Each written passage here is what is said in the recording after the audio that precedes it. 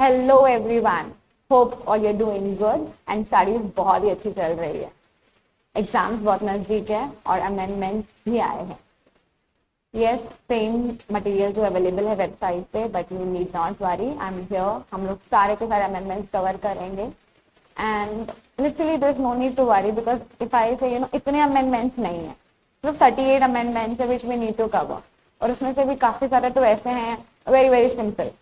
तो होपफुली तुम्हारी पढ़ाई बहुत अच्छी चल रही है एंड यस, होपफुली मैं ये भी एक्सपेक्ट करती हूँ आप लोगों के बेसिक्स जो है वो बहुत ही क्लियर है। Then only this video, this amendment video will be helpful to you. Yeah, before proceeding, this particular amendment video is only for CS executive students whose attempt will be in December 2021. Okay, new syllabus, yeah, but obvious. So let's proceed and शुरू करते हैं। Myself CS Sanchi Vidani from HGPA Pune, और हम पढ़ेंगे आज सारे के सारे amendment from for company law. शुरू करते हैं। तो ये है आपका इंडेक्स जो आपके इंस्टीट्यूट के वेबसाइट पे अवेलेबल है। मैंने सेम लिया है, सबके पास अवेलेबल होगा, I am very very sure, है ना। मैंने सिर्फ कुछ कुछ चीजें यहाँ पे ऐड ऑन की है। ये अमेंडमेंट्स का आप लोगों को कॉलम दिख रहा है जो मैंने ऐड किया है यहाँ पे। दिस शोज कि हर एक चैप्टर में कितने कितने अमेंडमेंट्स है। तो total we need to study 38 amendments, ज्यादा कुछ नहीं है। ओके, सबसे पहला इफ आई से अमेंडमेंट जो है वो है डेफिनेशन में, लिस्टेड कंपनी की डेफिनेशन में एक प्रोविजो ऐड कर दिया गया है, बस दैट्स ऑल। लिस्टेड कंपनी की डेफिनेशन वैसे है क्या, if I say a company which has listed its any of its securities listed on a recognised stock exchange, है ना। मैंने क्या वर्ड कहा, सिक्योरिटीज। कोई भी सिक्योरिटी अगर आपकी रिकॉग्नाइज्ड स्टॉक एक्सचेंज पे लिस्टेड है, यानी कि आप कौन सी कंपनी बन गए, लिस्टेड कंपनी। अच्छा, यहाँ प्रोविजो ऐसा ऐड किया गया है कि अगर आप कुछ कुछ कंपनीज है जो सेबी रिकमेंड करेगी, अब हम उन कंपनीज को बोलेंगे कि वो लिस्टेड कंपनी नहीं है। क्यों ऐसा किया गया है?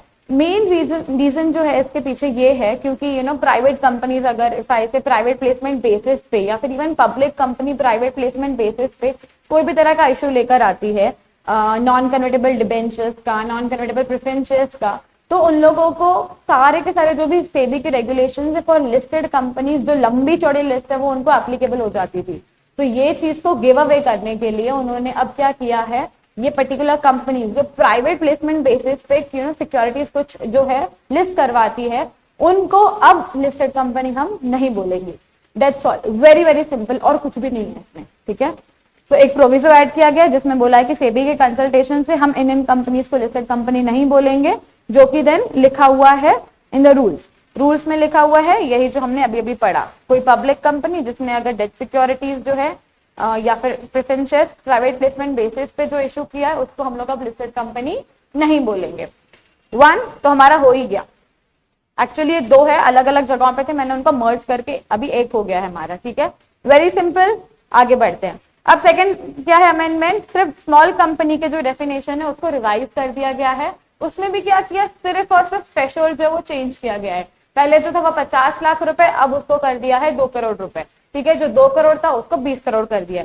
क्या किया है, I write it here. Small company के थ्रेशोल्ड में क्या कर दिया इन्होंने, चेंजेस कर दिए हैं। अब बोल रहे हैं स्मॉल कंपनी कौन सी कहलाई जाएगी, जिसका पेड अप शेयर कैपिटल कितना है, 2 करोड़ और मोर, सॉरी मैक्सिमम जो है 2 करोड़ है, ये मैक्सिमम लिमिट है। वेरेज एंड है ये लिमिट, ठीक है। उसके साथ साथ टर्नओवर जो है वो कितना होगा मैक्स टू मैक्स आपका, दैट इज 20 CR, ये मैक्सिमम लिमिट्स है, okay.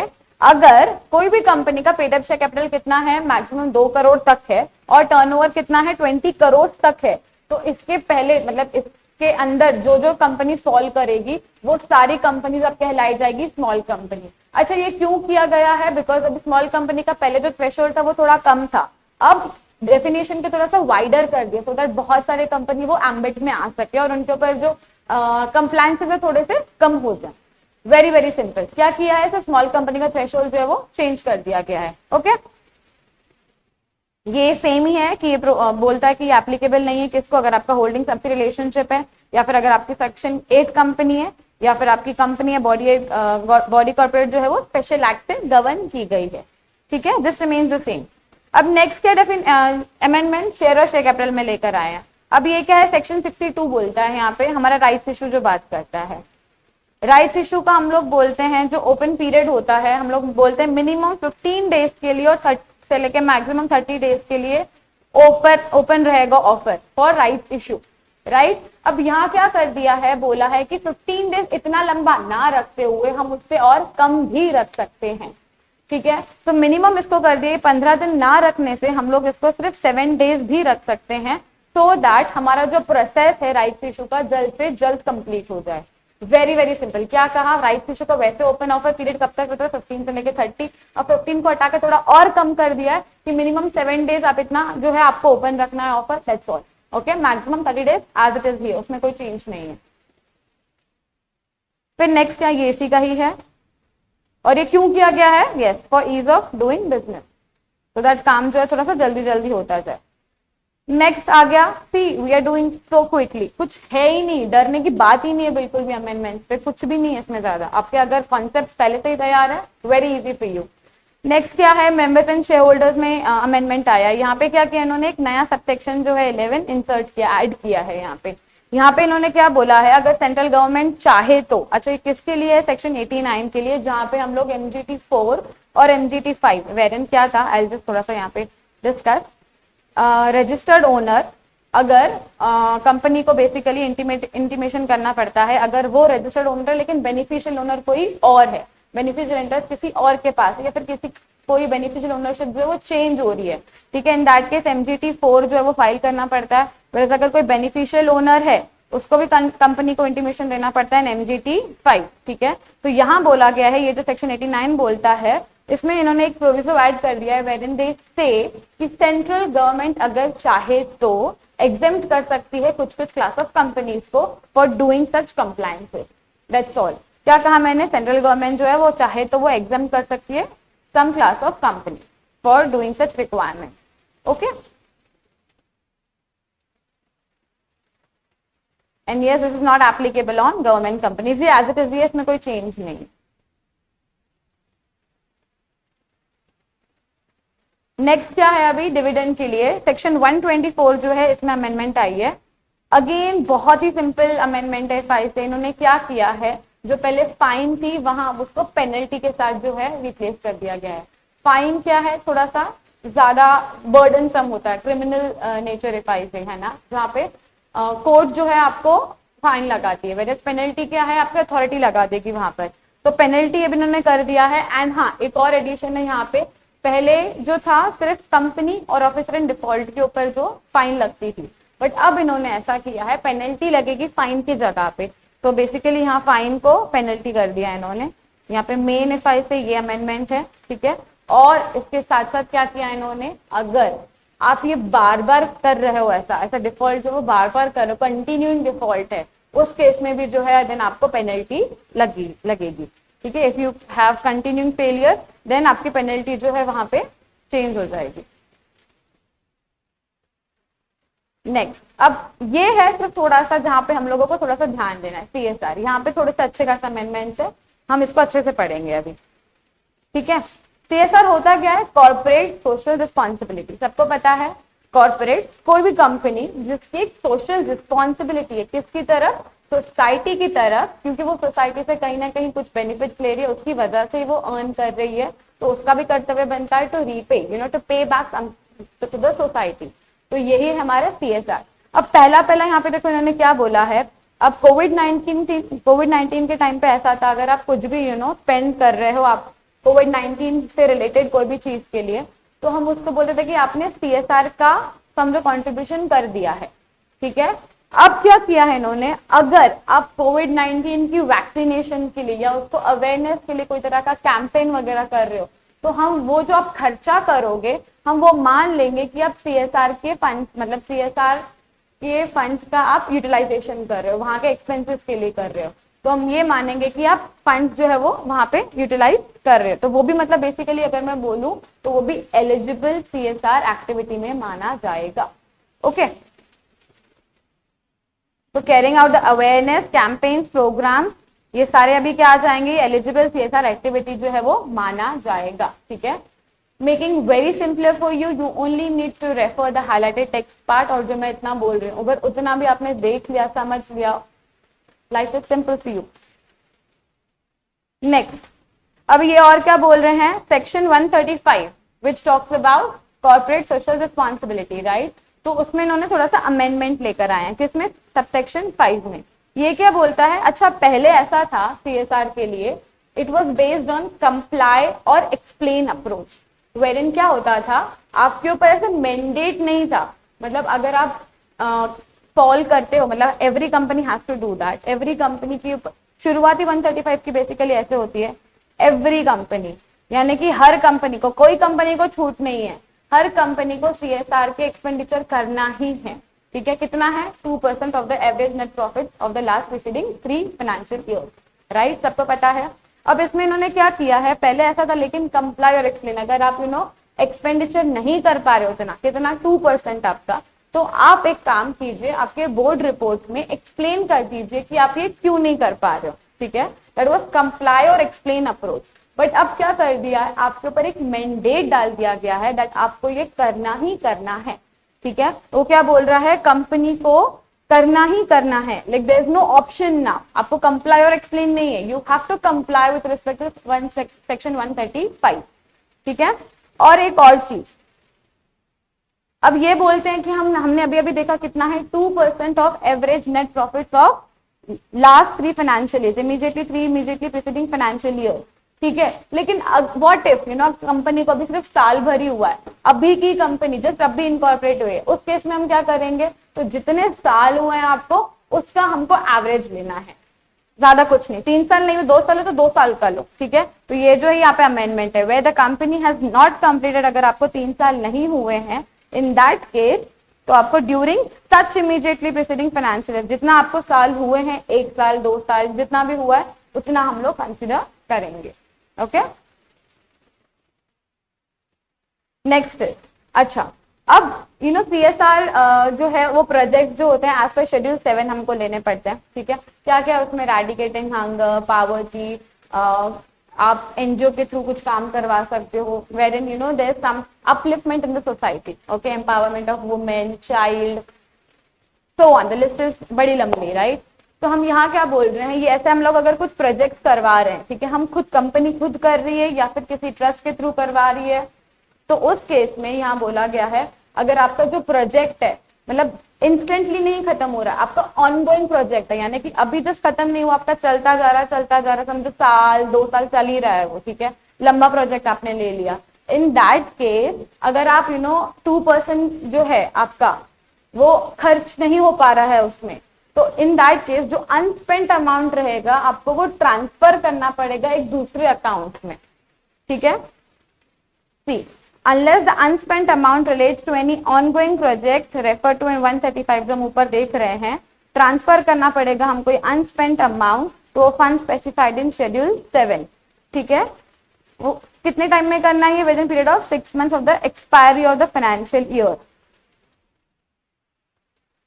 Okay. So that has to be transferred to a different fund, okay.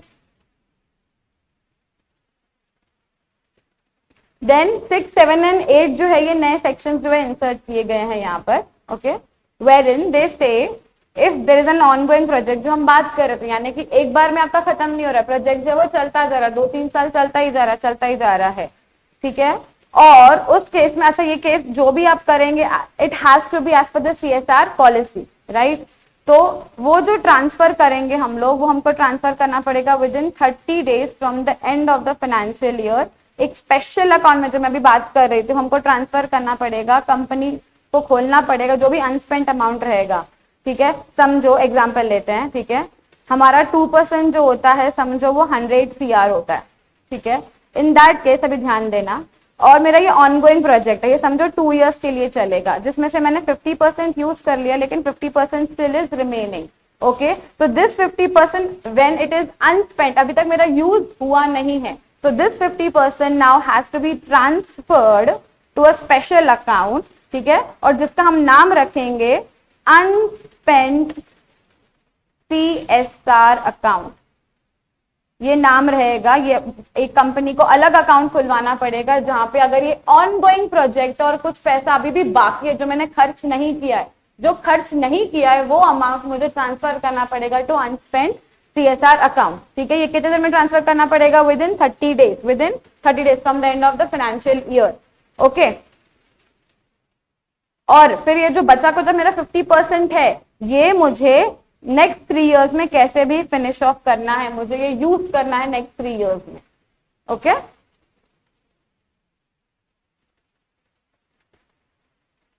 ये लंबा चौड़ा लिखा हुआ है, ये आया, इसको फिर से अमेंड किया गया, तो we need not read this, हम सीधा सीधा पढ़ेंगे जो नया वाला अमेंडेड है 135 सबसेक्शन 7। ओके, यहाँ क्या बोलता है अगेन, इन्होंने फाइन से हम क्या कर दिया है, पेनल्टी कर दी। देयर आर वेरियस अमेंडमेंट्स जो ना सिर्फ फाइन से पेनल्टी में उसको कन्वर्ट कर दिया गया है। तो यहाँ पे भी ऐसा सिफाई से ज्यादा कुछ है नहीं।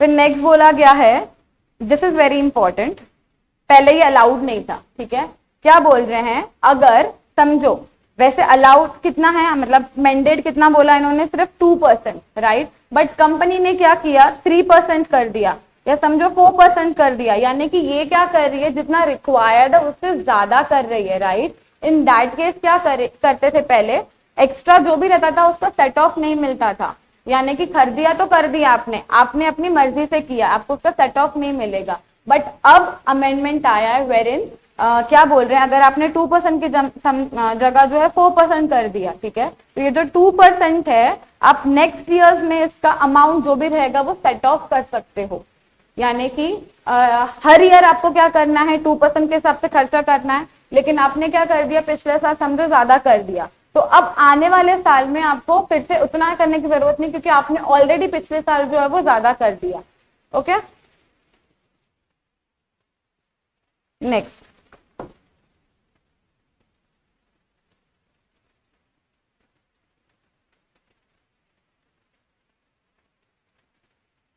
देन न्यू सबसेक्शन 9 जो है वो इंसर्ट किया गया है। ठीक है, यहाँ क्या बोल रहा है, again this is very important to be marked. वैसे अगर मैं बोलूं CSR के एक्सपेंडिचर जो है, ये हमेशा याद रखना, ये एप्लीकेबिलिटी इसकी हर कंपनी को है। क्यों, मैंने पहले बोला 135 स्टार्ट विद एवरी कंपनी, ठीक है, बट CSR कमेटी की जो है उसकी हमारे पास एक एप्लीकेबिलिटी है।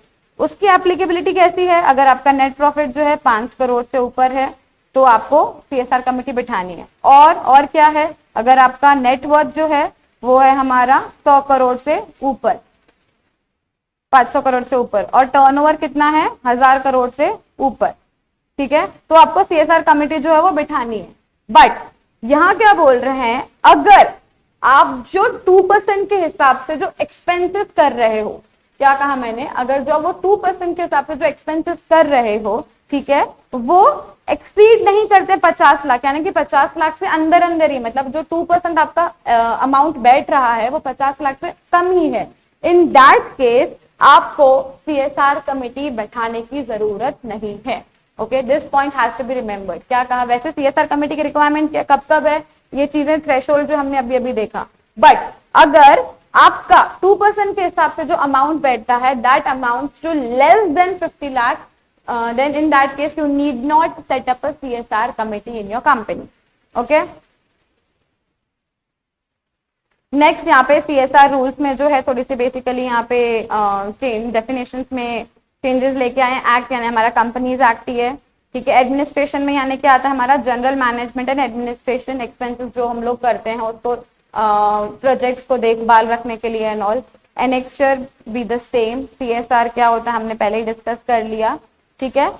अब ये इंपॉर्टेंट है, यहां ध्यान रखना है हमको। यहां क्या बोल रहा है, ठीक है, ये नॉर्मल कोर्स ऑफ बिजनेस में अगर है, अच्छा सबसे पहले ये जो हम अभी एक्टिविटीज पढ़ेंगे इनको हम नहीं मानेंगे कि ये जो है बेसिकली एलिजिबल है as per the CSR pending CSR activity, ठीक है। क्या बोल रहा है, ये जो एक्टिविटी हम अंडरटेक करेंगे shall not include the following, ये नहीं मानी जाएगी। कब, ध्यान दो, अगर एक्टिविटी जो है हम लोग नॉर्मल कोर्स ऑफ बिजनेस में कर रहे हैं, ठीक है। नॉर्मल कोर्स ऑफ बिजनेस क्या होता है, समझो मेरा काम ही है मेडिसिन बनाना, तो मेडिसिन के साथ साथ मुझे R&D करनी पड़ेगी, मेरा काम ही क्या है, क्लासेस लेना, तो वो मेरा क्या है, ऑर्डिनरी कोर्स ऑफ बिजनेस है, यानी कुछ और जो चीज मैं करूंगी वो मेरे लिए ऑर्डिनरी कोर्स ऑफ बिजनेस में नहीं आएगी, ठीक है। तो हम लोग नॉर्मल कोर्स ऑफ बिजनेस में देख रहे हैं, वेरिन यहाँ बोला गया है अगर कोई भी कंपनी जो है, ठीक है, R&D का काम करती है, अगर कोई भी कंपनी जो R&D का काम करती है फॉर न्यू वैक्सीन, ड्रग या फिर कोई मेडिसिनल डिवाइसेस के लिए, अब मेडिसिनल डिवाइसेस में बहुत सारी चीजें आ जाती है, याद रखना ये कैसा है, नॉर्मल कोर्स ऑफ बिजनेस में है, ये रिसर्च एंड डेवलपमेंट कर सकती है, ठीक है, लेकिन इसके लिए एक कंडीशन दी गई है। पहली तो ये है कि ये फाइनेंशियल ईयर कब तक कर सकती है, 20-21, ठीक है, 21-22 एंड 22-23, और कंडीशन क्या है, इनको कोलैब करना पड़ेगा। कोलैब किसके साथ करना पड़ेगा, with central government, state government, या फिर गवर्नमेंट ने और बहुत सारे इंस्टीट्यूट के नाम दिए जैसे DRDO और आयुष, ये सब जो है इंस्टीट्यूट, इनके साथ जो है कोलैब करके आप R&D कर सकते हो, उसके लिए इट्स अलाउड, ओके।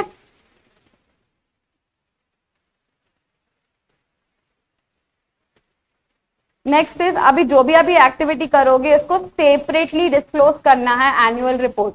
वैसे भी हम लोग CSR के लिए अलग से दिखाते हैं, लेकिन इसके लिए भी जो है हमको अलग से दिखाना है कि हमने ऐसा ऐसा किया है, ठीक है। नेक्स्ट आता है हमारा, अगर हम कोई भी एक्टिविटी, पहली बात तो हम लोग जो बाहर करते हैं वो अलाउड ही नहीं होती है, ठीक है, पर यहाँ क्या बोला है, any activity undertaken by the company outside India, India के बाहर कर रहे हैं, ठीक है, लेकिन कौन सी, एक्सेप्ट फॉर अगर ट्रेनिंग ऑफ इंडियन स्पोर्ट्स के लिए कर रहे हैं तो इट्स ओके, ठीक है। इंडियन स्पोर्ट्स पर्सनल यानी कि जो स्पोर्ट्स मैन होते हैं वगैरह दूसरे, ठीक है, रिप्रेजेंटिंग कोई भी स्टेट को या यूटी को नेशनल लेवल के लिए खेल रहे हैं या फिर इंडिया को इंटरनेशनल लेवल खेल रहे हैं, दैट इज ओके। अदरवाइज बाकी का जो भी खर्चा इंडिया के बाहर करेंगे that is never ever eligible, okay. Next is, अगर हम कोई पॉलिटिकल पार्टी का कर रहे हैं तो वो भी जो है नहीं जाएगा इसमें। उसके साथ साथ अभी अगर कोई ऐसी एक्टिविटी कर रहे हो, क्या कहा मैंने, कोई ऐसी एक्टिविटी कर रहे हो जिससे सिर्फ और सिर्फ आपके कंपनी के खुद के एम्प्लॉयज को बेनिफिट मिल रहा है, वो भी अलाउड नहीं होगी, ओके। कोई स्पॉन्सरशिप बेसिस पे काम कर रहे हो तो वो भी नहीं चलेगा। तो CSR कमेटी हमने देख लिया, CSR policy be the same.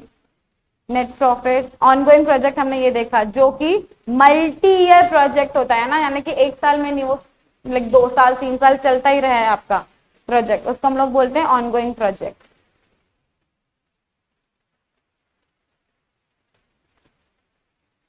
Now this is again important, ये क्या बोल रहे हैं अभी देखो, अगर आपकी कंपनी, ठीक है, अगर आपकी कंपनी पिछले 3 सालों में जो थ्रेशोल्ड हमने ऊपर देखी अभी CSR कमेटी के, वो फॉल नहीं कर रही है, उस क्राइटेरिया में फॉल नहीं कर रही पिछले 3 सालों के लिए, तो उसको CSR कमेटी नहीं बिठानी, ठीक है। कैसे, let's see.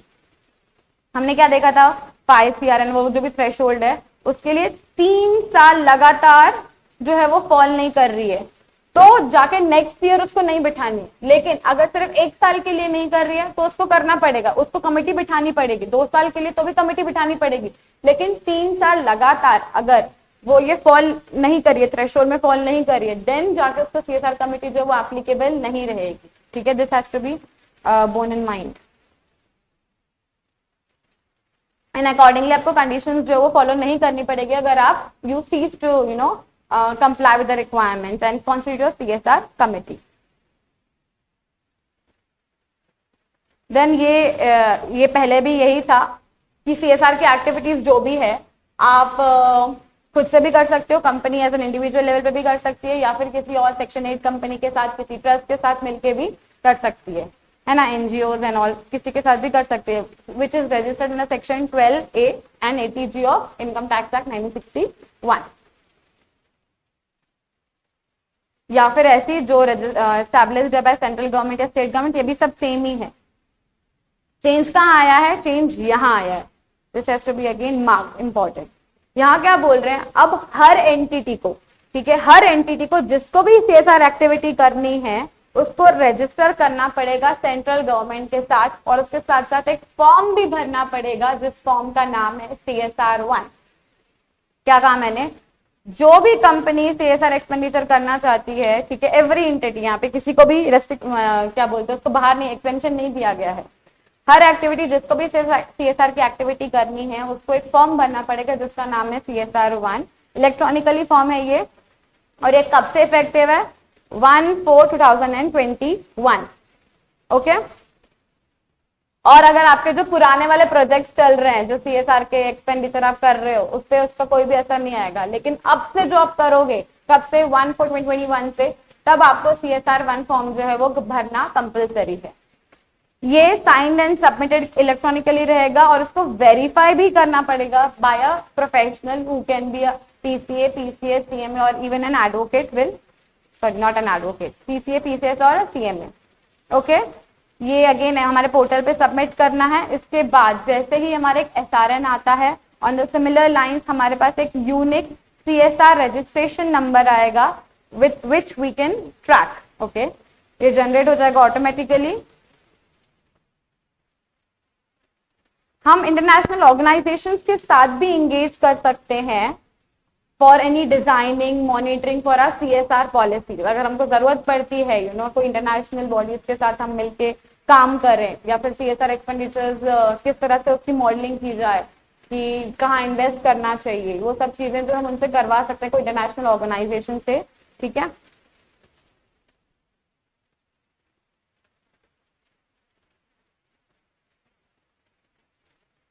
Again important point to be noted here is, अगर आपका ऑनगोइंग प्रोजेक्ट है, इन दैट केस हम ये देखेंगे कि कितना इम्प्लीमेंटेशन हुआ है। समझो अगर वो 2 साल के लिए, तो 1 साल में वो कहाँ तक पहुंचा है, कहाँ तक काम हुआ, 50% काम हुआ कि नहीं, या कितना काम हुआ है, किस लेवल तक आ चुका है, क्या काम बाकी है। ये सारे जो भी चीजें हैं इम्प्लीमेंटेशन ऑफ द प्रोजेक्ट को मॉनिटर किया जाएगा in case of an ongoing project. Okay, so that this is smooth implementation और कम से कम टाइम में जो भी हम लोगों ने प्रोजेक्ट उठाया वो सारा का सारा हो जाए।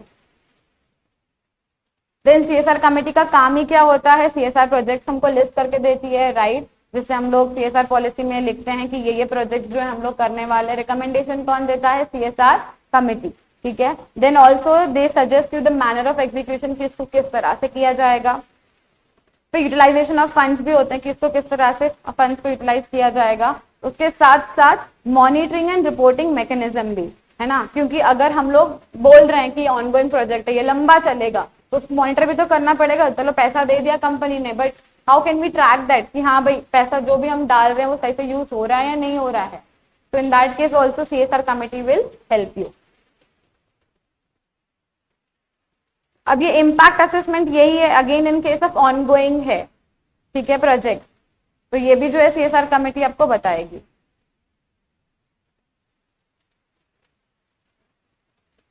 अब यहाँ एक अमेंडमेंट है, यहाँ पे क्या बोल रहे हैं, जो भी आपके एडमिनिस्ट्रेटिव ओवरहेड्स जो हमने देखे तो जनरल एडमिनिस्ट्रेशन एक्सपेंसेस जो भी रहेंगे वो 5% से ज्यादा आपके नहीं हो सकते हैं। ठीक है, 5% of the total CSR expenditure से ज्यादा नहीं होने चाहिए पर फाइनेंशियल ईयर। हाँ, अगेन ये पहले से ही था, वैसे भी अगर आपने कोई CSR का एक्सपेंडिचर किया है, ठीक है, और आपको उसमें से कुछ ना कुछ बेनिफिट्स मिल रहे हैं, कुछ प्रॉफिट गेन हो रहे हैं वो CSR एक्सपेंडिचर की वजह से, तो वो जो प्रॉफिट गेन हो रहे हैं आपको वो फिर से CSR एक्सपेंडिचर में ही डालना है, वो आपके बिजनेस प्रॉफिट कंस्ट्रूड नहीं किए जाएंगे। ठीक है, ये हमेशा याद रखना है, वो आपके बिजनेस प्रॉफिट का भाग कभी भी पार्ट नहीं बनेंगे। That is like different. Okay, वो आपको फिर से फ्लो बैक करना है फॉर द CSR एक्सपेंडिचर, अगर आपको कोई तरह का गेन हो भी रहा है तो। ओके, या फिर आप उसको, हाँ, सेम प्रोजेक्ट में डाल दो, या फिर आप उसको ट्रांसफर भी कर सकते हो। अगेन जो हम लोगों ने अकाउंट बनाया है दैट इज अनस्पेड CSR अकाउंट, उसमें भी हम लोग उसको ट्रांसफर कर सकते हैं।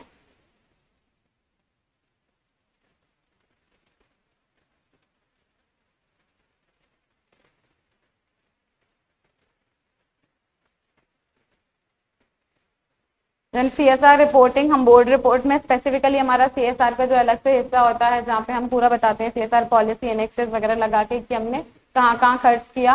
And yes we know that local area has to be preferred. हम कभी भी अगर कोई भी तरह का CSR एक्सपेंडिचर करते हैं तो सबसे पहले प्रेफरेंस हम लोग लोकल एरिया में ही देते हैं।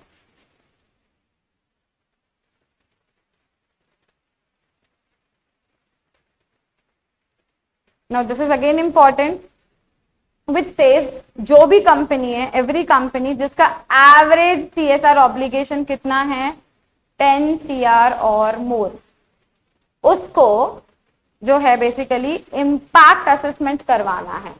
ठीक है, क्या कहा, हर कंपनी जिसका CSR एक्सपेंडिचर 2% के हिसाब से निकल कर आता है, दैट इज 10 CR और मोर, इन दैट केस उस कंपनी को इम्पैक्ट असेसमेंट करवाना पड़ेगा। ये कौन करेगा? एक इंडिपेंडेंट एजेंसी करेगी जो आपका बताएगी आपके CSR प्रोजेक्ट्स का कि आपने जो भी खर्चा किया है वो किस तरह से यूटिलाइज हो रहा है, उसका इम्पैक्ट कैसे पड़ रहा है।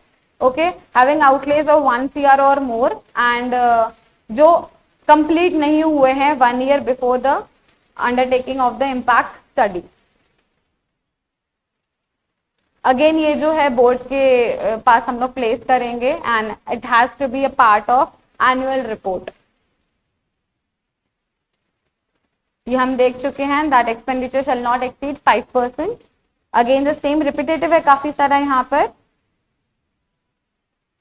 ये भी हम देख के आए हैं कि बोर्ड को क्या करना पड़ता है, मैंडेटरीली डिस्क्लोज करना पड़ता है CSR कमिटी में कौन कौन है, CSR पॉलिसी में हमने कौन से प्रोजेक्ट लिए हैं, और उसको वेबसाइट पे भी अगर आपकी कोई है तो वहां पे भी आपको पब्लिश कर लेना है। फिर अगर आपके अनस्पेंड CSR अमाउंट जो भी रहेगा उसको जो है हमको ट्रांसफर करना है।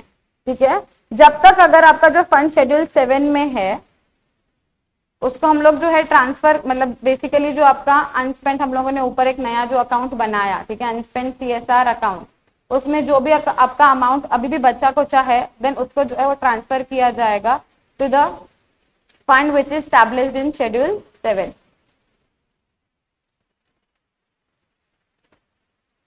देन ये सारे जो है पहले से कोविड के टाइम से ही सारे गाइडलाइन, ये सर्कुलर्स है, उनको सिर्फ कंटिन्यू किया जा रहा है। अगर आप कोई भी तरह का फंड CSR फंड जो है एक्सपेंडिचर जो है कहाँ डाल रहे हो, मेकशिफ्ट हॉस्पिटल्स में या फिर टेम्पररी कोविड केयर फैसिलिटीज में आप पैसा जो है डाल रहे हो तो उसको जो है एज एलिजिबल CSR एक्सपेंडिचर माना जाएगा। ये पुराना ही है, जस्ट इसको कंटिन्यू किया गया। अगेन सेम, अगर कोई भी तरह का फंडिंग आप किस चीज के लिए कर रहे हो, आप हेल्थ इंफ्रास्ट्रक्चर को कोविड केयर कर रहे हो या फिर आप कोई तरह का मेडिकल स्टैब्लिशमेंट के लिए, ऑक्सीजन के लिए, उसके जनरेशन स्टोरेज प्लांट के लिए कोई भी तरह का खर्चा कर रहे हो, उसको हम मानेंगे कि एलिजिबल आप एक्सपेंडिचर कर रहे हो।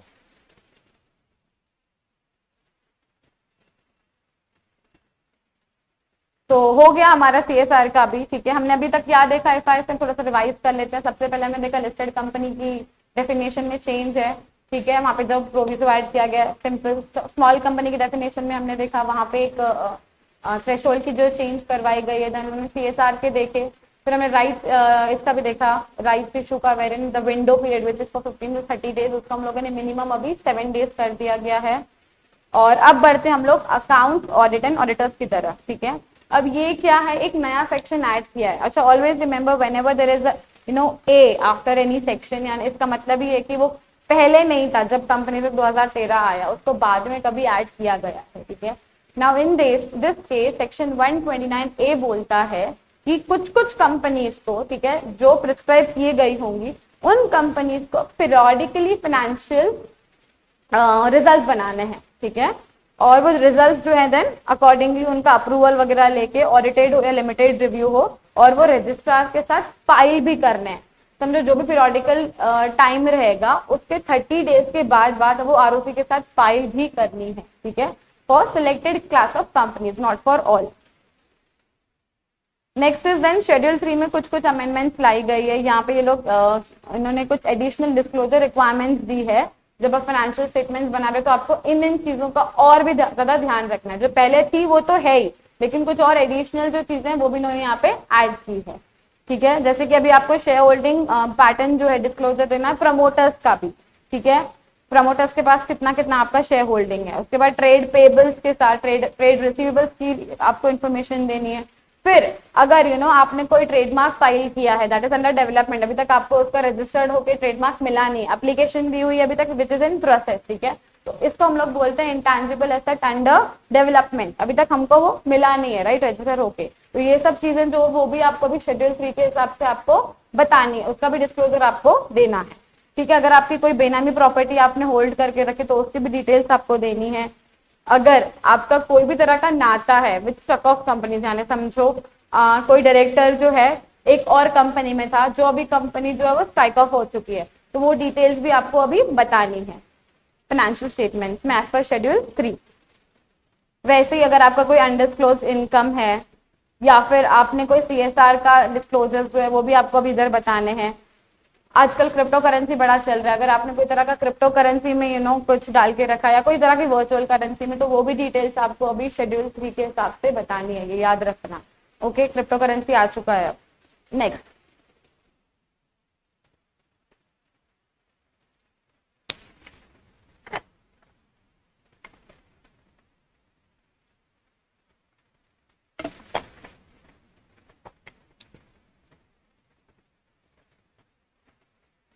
अब क्या किया इन्होंने, एक नया प्रोविजो अगेन इंसर्ट किया गया है यहाँ पे, जो बोलता है कि अगर आप अकाउंटिंग जो है एक सॉफ्टवेयर के थ्रू कर रहे हो, है ना, आजकल सब लोग इलेक्ट्रॉनिकली जो है अकाउंटिंग अपनी रखते हैं। आपको अगर रख रहे हो तो आपको एक ऐसा ऑडिट ट्रेल रखना पड़ेगा जहां पे अगर आप कोई भी तरह का चेंज लेकर आ रहे हो तो वो चेंज जो है उसका एक रिकॉर्ड बन जाए कि इस बंदे ने ये टाइम पे ये चेंज किया, ठीक है। और एक्चुअली तो ऐसा होना चाहिए कि आप चेंज कर ही नहीं सकते हो, अगर लेकिन आप कुछ भी तरह की करने की कोशिश करो तो उसका भी एक ऑडिट ट्रेल बन जाना चाहिए कि ऐसा ऐसा ये चीज इस टाइम पे ये इंसर्ट की गई, ऐसा तो एक पता चल जाना चाहिए बेसिकली कि कब क्या हो रहा है, ठीक है। तो वैसा जो है उन्होंने एक मैंडेट दिया है, बट ये जो है right now it's not applicable, इसको पोस्टपोन कर दिया गया है। पहले ये अप्रैल 21 से एप्लीकेबल होने वाला था, बट अब इसको अप्रैल 1 2022 से एप्लीकेबिलिटी बढ़ा दी गई है, तो अब एप्लीकेबल नहीं है, ये बाद में हो जाएगा। ओके, और ऑडिट ट्रेल ऐसा होना चाहिए कि जिसको हम लोग डिसेबल कर ही नहीं सकते हैं, उस तरह से ये होना चाहिए, तो ये मैंडेटरी है। ओके, नेक्स्ट अभी ऐसा है कि न्यू क्लॉजेस कुछ इंसर्ट किए हैं बोर्ड रिपोर्ट में। अब ये दोनों क्यों क्लॉजेस ऐड किए हैं, आईबीसी आजकल आ गया है ना, तो अब आईबीसी में अगर कोई भी तरह की एप्लीकेशन या की जो प्रोसीडिंग अगर पेंडिंग है आईबीसी के अंडर तो वो आपको पहले तो बतानी है बोर्ड रिपोर्ट में। फिर सेकंड बोला गया है अगर आईबीसी के हिसाब से वैल्यूएशन करवानी पड़ती है, तो पहले की वैल्यूएशन और अभी की वैल्यूएशन में अगर कोई तरह का चेंज है तो वो भी जो है आपको आपके अभी बोर्ड रिपोर्ट में मेंशन करनी है। ये दो चीजें जो है अभी ऐड करनी पड़ेगी आपको बोर्ड रिपोर्ट में।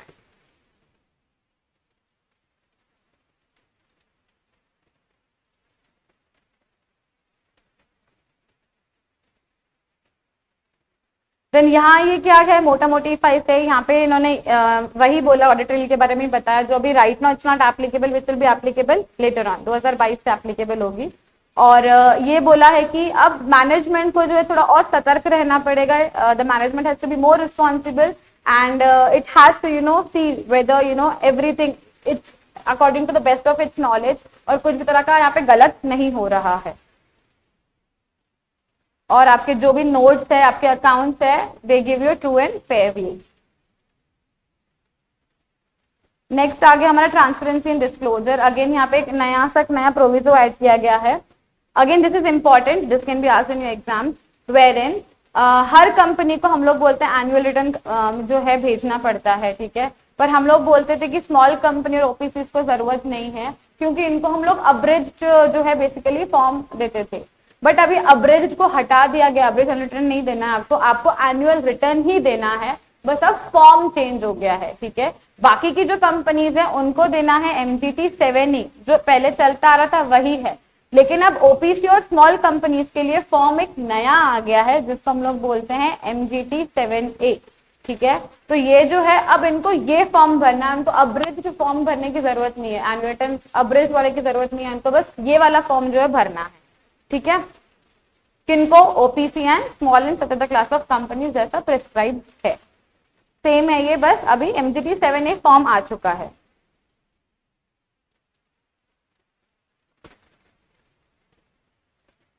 अब नेक्स्ट इज कॉर्पोरेट रिऑर्गेनाइजेशन में जो हम लोग फास्ट ट्रैक मर्जर करते हैं। फास्ट ट्रैक मर्जर क्यों करते हैं, basically so that the merger का procedure becomes very simpler and थोड़ा क्विकर, है ना, ज्यादा टाइम कंज्यूमिंग ना हो, which is between a holding or a subsidy or between small companies। अब यहाँ और कुछ ऐड कर दिया गया है, जहां बोला गया अगर कोई दो स्टार्टअप कंपनीज मर्ज होना चाहती है तो उसके लिए भी they have an option wherein they can opt for a fast track merger। they need not follow section 230 wherein जहाँ पे आपको लंबा सा प्रोसीजर जो है फॉलो करना पड़ता है, ठीक है। अब क्या फॉलो करो, 233 फॉलो करो, फास्ट ट्रैक मर्जर के प्रोसेस फॉलो करो, and then you can merger जो है आपका थोड़ा सा फास्ट हो जाएगा। अच्छा, कौन कौन कर सकता है? एक तो 2 और मोर स्टार्टअप कंपनी, या फिर अगर एक स्टार्टअप कंपनी दूसरी एक स्मॉल कंपनी के साथ मर्ज होना चाहती है तो वो भी even fast track merger opt कर सकती है। ठीक है, so this is basically the amendment which is there. Next एक और अमेंडमेंट है जहां पे सेक्शन 45 में बोला गया है कि अगेन ये फाइन था पहले, जिसको भी हम लोगों ने पेनल्टी में इन्होंने कन्वर्ट कर दिया गया है। Okay,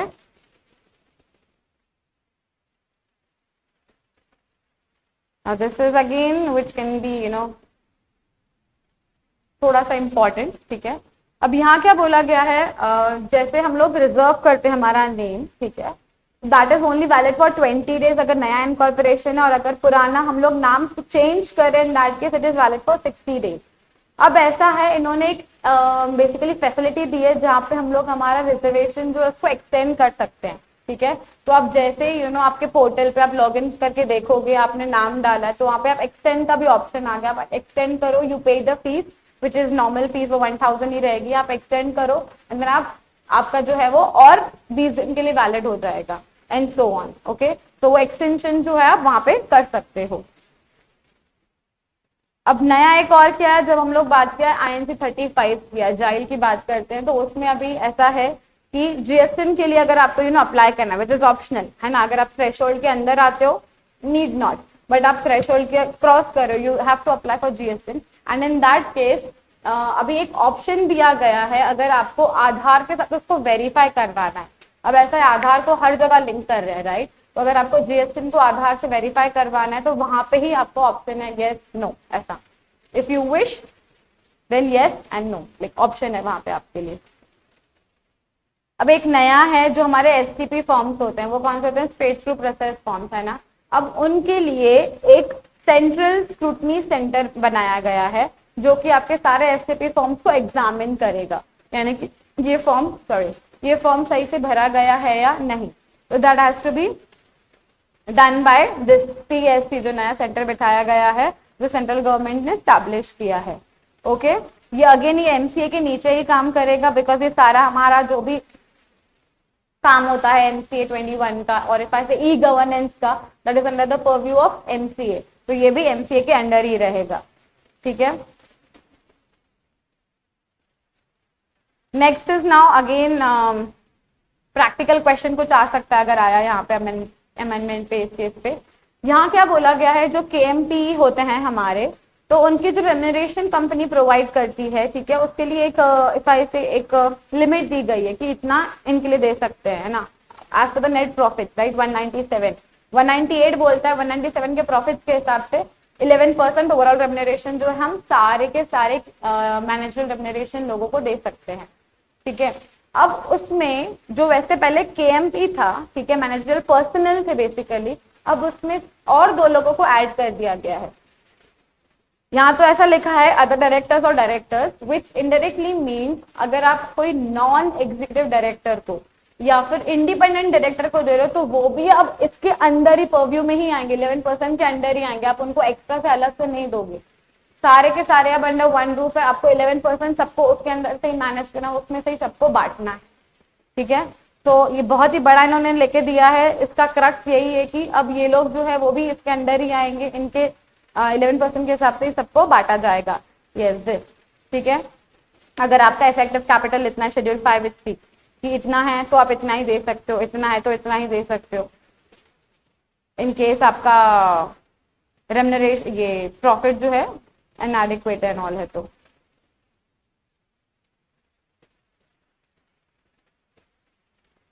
this or any other non-executive director including an independent director. Next अभी जनरल मीटिंग में है। अभी जनरल मीटिंग में क्यों बोला गया, बेसिकली पहले ये जो है सेक्शन 117 विच सेज आपको जो भी रेजोल्यूशन है वो फाइल करने पड़ते हैं ROC के साथ। इन दैट केस अभी एक इन्होंने छूट दे दी गई है किन किन को, ये जो सबसे पहले बैंकिंग कंपनी इससे एग्जेम्प्टेड थी, अब इसमें और 3 लोगों को ऐड कर दिया गया, मतलब बैंकिंग कंपनी पहले से ही थी और अभी NBFC को ऐड कर दिया गया है और HFC को भी ऐड कर दिया गया है, नॉन बैंकिंग फाइनेंशियल कंपनी और हाउसिंग फाइनेंशियल कंपनी, इन दोनों को भी अभी जो है ऐड कर दिया। अब इनके ऊपर जो है ये एप्लीकेबल नहीं है 117। wherein you need to file resolutions with ROC. Then there are some definitions of agency का मतलब क्या होगा, NSDL और CDSL.